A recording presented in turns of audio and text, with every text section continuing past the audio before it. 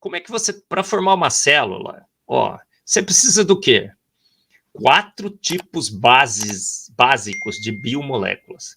Você precisa de açúcares simples que formem açúcares complexos, que reajam entre si para formar açúcares complexos. Você precisa de ácidos graxos? Você precisa de lipídios, ácidos graxos e lipídios, para formar os lipídios e as membranas lipídicas da vida.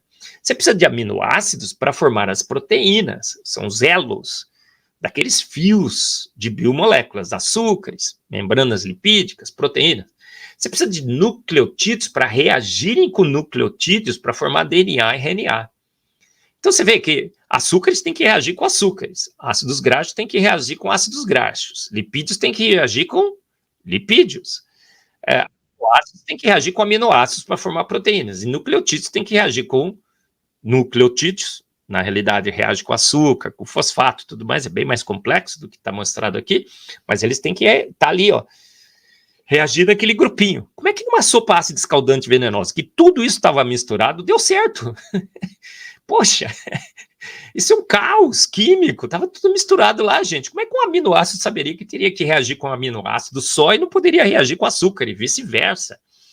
Olha, só se tivesse lá um químico pré-biótico dirigindo isso daí, protegendo, selecionando.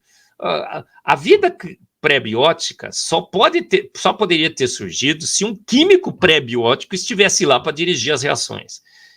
Pré-biótico é pré-vida, né? Então, um químico teria que estar num ambiente pré-vida para que a vida pudesse surgir na Terra.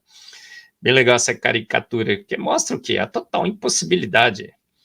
Olha, essa aqui é outra caricatura do meu livro que eu mostro que essa sopa deveria ter formado. Teria que se formar os lipídios para que pudessem formar a proteção da célula, aquele invólucro magnífico. Teria que ter açúcar, ribose, desoxirribose. Nós teríamos que ter os 4 nucleotídeos, as bases nitrogenadas, para reagir com fosfato, com açúcar certinho. Nós teríamos que ter os 20 aminoácidos puros, enantiomericamente puros, já falarei sobre essa característica, para que tudo, numa orquestração magistral, sabendo o que cada um deles teria que formar e reagir, evitando milhares e milhares e milhares e milhares de reações interferentes, pudessem gerar a vida. Vida é coisa de profissional, e um profissional extremamente competente. Os fosfolipídios é absurdamente magistral. Eu tenho um capítulo todo no meu livro Fomos Planejados. Os fosfolipídios são essas moléculas fantásticas, com 2 perninhas, eles têm uma cabeça e 2 pernas. Eles se alinham para formar essa barreira protetora, esse invólucro, aonde a vida pode se acomodar, se proteger. Essas moléculas são extremamente inteligentes. E o pior, esse invólucro, ele precisa ser resistente a variações de pH e temperatura.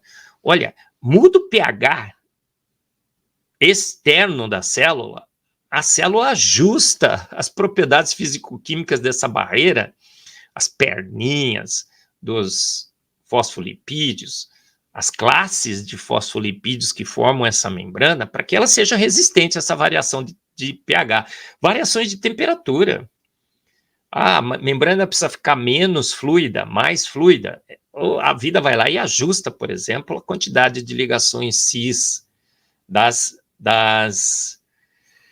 duplas ligações das perninhas desses lipídios. A vida é coisa de profissional. Vida não é coisa de amador, muito menos desse amadorismo pueril de Stanley Miller e de quem ousa citá-lo. É absurdo mesmo o que a gente está vendendo para os nossos alunos como ciência.